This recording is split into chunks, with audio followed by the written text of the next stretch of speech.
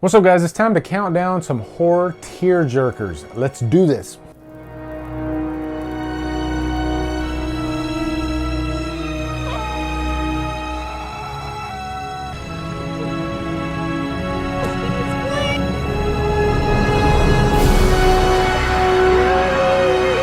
What is up, guys? Welcome to another Drumdums Top 10. I recently reviewed The Final Girls, and it got me thinking.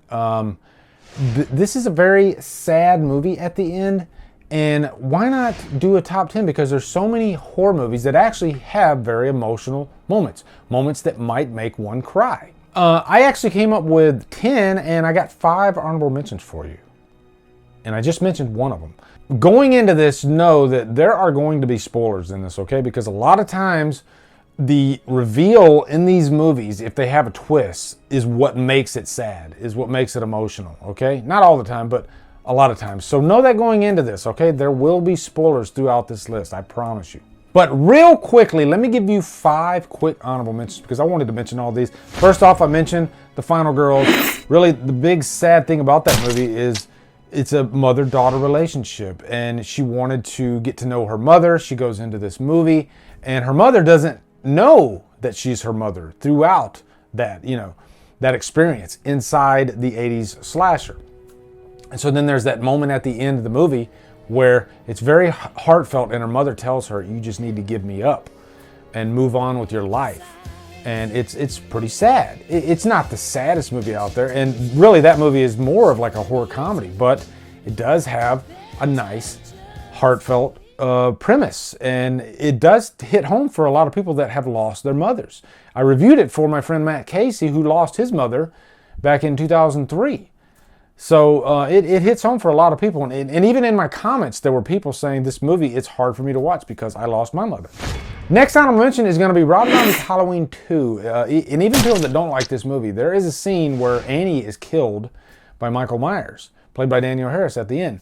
And then when Laurie finds her, the way Rob Zombie directed that scene was so emotional and so effective.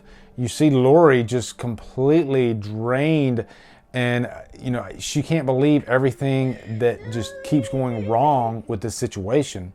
And then she's got to deal with Michael Myers. And then after Laurie runs, then Annie's father catches up, played by Brad Dourif. And wow, his performance in that scene is just so sad. Me as a father having a daughter, I could totally relate to that scene, and Brad Dourif just really gave it his all. And sometimes when you watch someone cry, it's a very uncomfortable feeling.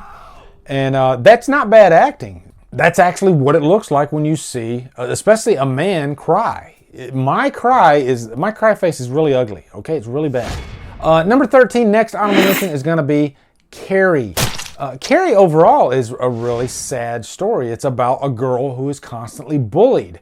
And a lot of people can relate to this. My daughter was severely bullied for one of her years in middle school. And it can break a kid. And that's pretty much what Carrie is about. The themes of this movie are about bullying and dealing with that, and all the way up to the end with the iconic bucket of blood that falls on Carrie. Yeah, it's scary and it's horror and everything, but ultimately it's just very emotional, and you feel sad for her. It's one thing to pick on somebody, but it's another thing to deceive somebody into thinking that you're their friend, and then having the rug pulled out from under you and finding out that nobody likes you and everybody's laughing at you. That's what happens to Carrie, and it's just heartbreaking. So when she does finally unleash hell and start killing all these people, you kind of are on her side a little bit. You see where it comes from. Of course, it's horrible that she's killing people, but that's where it comes from. Next one, number 12, is going to be The Strangers. There is a very sad moment in this movie because this is a couple that are at the very end of their marriage. Things are not working out. They're so close to divorce. And the sad thing about it is it takes a tragedy like this to bring them together again and to realize that they did love each other throughout this whole thing. And so you have that scene at the end of the movie where they're just sitting on the couch, and the wife has to watch her husband get killed by the strangers. And then she's crawling and she's killed. And it might be one of the most emotional death scenes I've ever seen. And it's one of the reasons why I think The Strangers is so effective and still so scary. Sometimes emotion can add to the scares. And last honorable mention, might surprise you, I Am Legend. There's a scene in I Am Legend that is completely heartbreaking when Robert Neville has to put his dog down because his dog is infected. And that scene where he's on the bridge and, you know, just him holding the dog, and it's just so sad and just so tragic. And, you know, I'm a dog person. So you kill a dog in a movie, that'll just freaking tear me right up. And this is one of the most tragic animal death scenes I think I've ever seen. Maybe next only to Cujo, which at this very moment, I realized I forgot to put Cujo on this list, so you can add that as an honorable mention as well. Because Cujo, even though the dog is the villain of the movie, the dog can't help it. And you kind of feel bad for the dog, especially as when you're older. Because when I watched this movie when I was a kid, I just saw the dog as like, you know, this creature. But now that I'm older, you feel bad for the dog. And my wife definitely wanted me to put I Am Legend on there too, because that's the scene that gets her the most. So if this was her top 10, she would make I Am Legend number 1 probably. That's how much she loves our little Levi. Okay, here we go. Top 10. Big ones. And number 10, that didn't sound right, big ones. Number 10 is going to be a personal one for me. King Kong 1976. King Kong itself is one of the saddest creature features, probably the saddest creature feature ever made, but it hits home for me because I was like 5 years old when I first saw this movie. I saw it like on cable TV back in the 70s when it first came to cable TV. And when King Kong is on the Twin Towers at the end, and Dwan is just like screaming and crying and begging the military to stop shooting him because you're killing him. I remember just like it sent me into a deep depression as a child. And it's still to this day, it affects me thinking about King Kong, you know, fighting for his life. And all he wants to do is just be with Dwan. You know, he just loves Dwan. He's almost like her pet. And so, you know, finally he dies and he falls from the Empire State Building. And there's just that like scene where it's just really quiet and you see Dwan like looking at King Kong. And so the last thing that he sees before he dies, and you hear his heart beat, is Dwan. Getting sad just thinking about it right now. Number 9 is 28 Weeks Later. And this one is so effective because it deals with a family, you know, this husband and father. And right away at the beginning of the movie, it's sad because can you imagine being a husband and having to run away from your family? Because, you know, the infected with the rage virus are literally sprinting after him. And he has to look back and see his wife in the house, the cabin house, just, you know, fighting for her life. You know, seeing her out the window. So that's like the last time he saw his wife. So then later in the middle of the movie, he sees his wife and it's this very emotional moment. And then he kisses her and then he turns into one of the affected and he kills his wife. And it is such a scary scene, but it's also just very emotional and very sad because, you know, this is the one time he got to see his wife again, who he loved so much, and he had all this guilt and this grief over leaving her. And that's a sad thing too. The grief of letting someone down and making a mistake, you know, and having to live with that for the rest of your life. That's what this character had to deal with, that he left his family. He let his wife down. Number 8, this one might surprise you, 30 Days of Night. Because this is really a fun vampire movie set in the winter in Antarctica. And, you know, it's nice and snowy and everything. And it's got some really creepy vampires. Like, these are not sparkling, friendly vampires at all. These are creatures. But what's so effective about the movie is at the very end of the movie, Josh Hartnett, his character, gives his own life. He becomes a vampire to fight these vampires and save his community. And there's that scene where he is sitting with his wife, who, again, they're about to get a divorce, so kind of like The Strangers. And they find their love for each other in this final last moment in the sunrise. And he dies, you know, right there with her as she holds him. Very sad scene. Number 7, Train to Busan. This is probably one of the most emotional zombie films out there. And zombie films alone are emotional because it's about end of the world type stuff and families having to survive and help each other out and all that stuff. But This one is so effective because it's a father-daughter relationship. And, you know, the daughter, she's just this little girl. And the father is just constantly fighting throughout the movie to keep his daughter safe. And, you know, there's just so many nice little moments between the father and the daughter with all these chaotic zombie action scenes wrapped around them. And that's what makes the movie work so well, is when it does slow down, it sprinkles a lot of emotion in there. And there's a couple moments where you want to tear up because you just love their relationship with each other. Number 6, The Mist. Most people would mention The Mist when you're talking about A, just biggest twist endings ever, and B, you know, really sad, heartbreaking horror movies. I constantly see people mentioning The Mist. The main reason is because of that ending. You know, the main character of this movie, he kills his family. He kills all these people, and then he realizes that if he would have waited just, you know, a few more minutes, that they didn't have to die.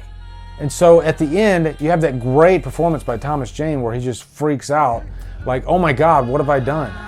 I let my family die, and I didn't have to. They didn't have to die. They could have lived. And can you imagine that? You know, as a husband, as a father, just brutal stuff. Number 5, The Fly. David Cronenberg's version. This one always gets me too because it's just heartbreaking to watch this guy, this really intelligent guy, slowly but surely turn into a fly throughout the movie. And just watching him have a mental breakdown. He is in the beginning of this relationship with Gina Davis's character. You know how heightened and how strong, you know, love and passion and all that stuff is when you first date somebody.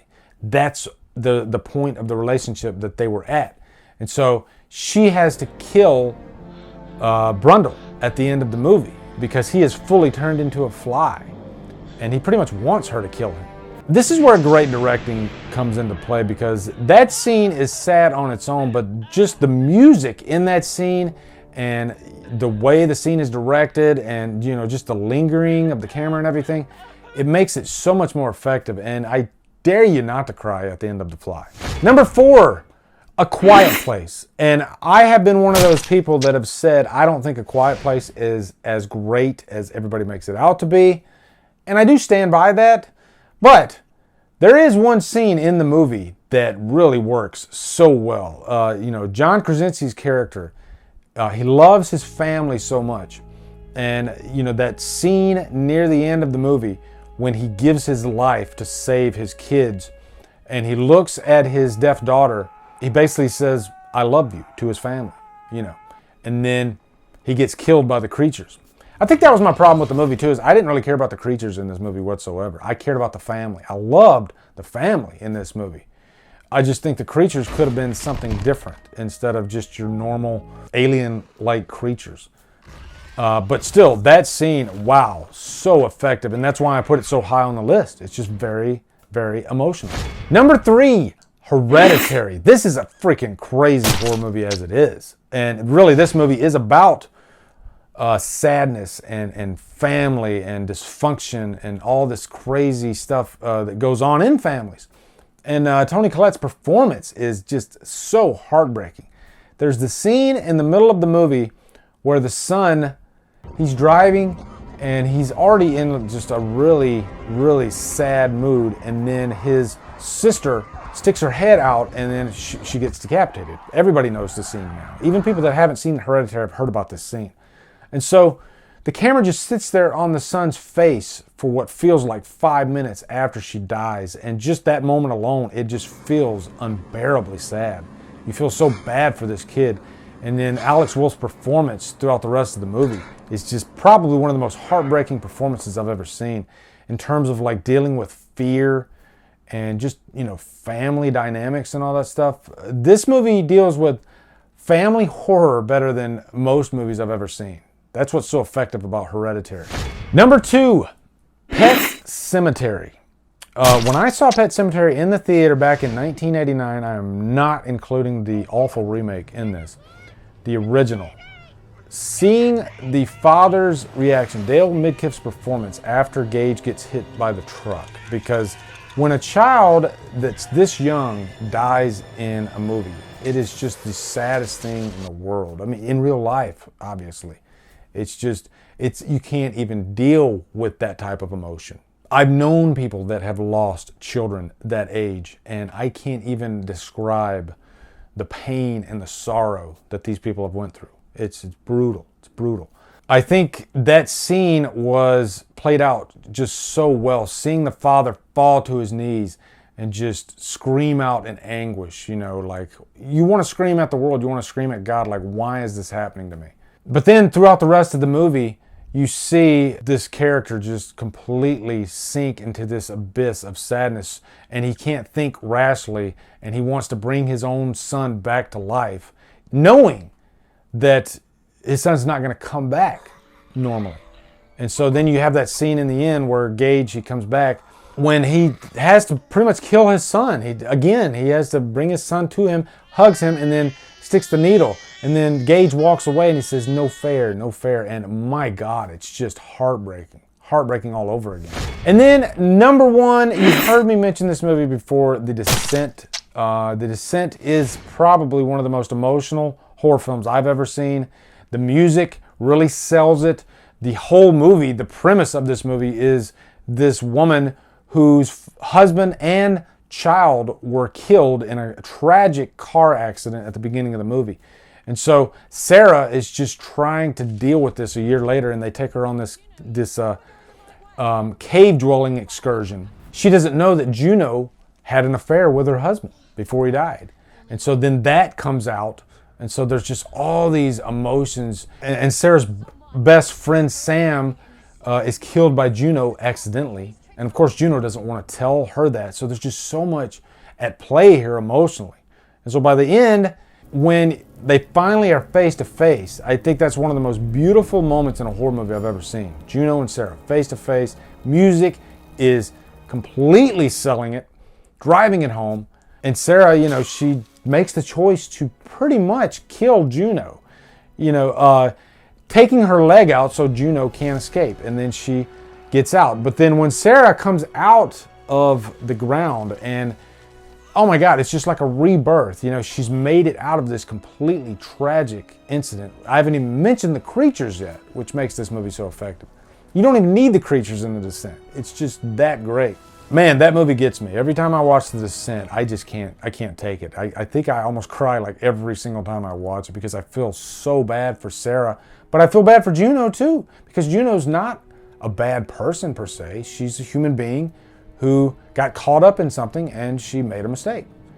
And so you can feel for both characters in the movie. There's no clear-cut bad guy and good guy outside of the creatures that are down there.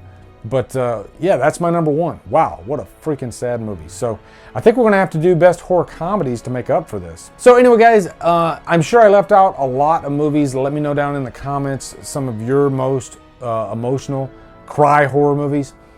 Also, be sure to come over to Killer Flicks, where we talk horror all day and every day. On Fridays, we do Free for Fridays. Follow me at Drumdums on Facebook, Twitter, Instagram, and Letterboxd. Anyway, guys, thank you so much for watching. Have a great day, and Drumdum out.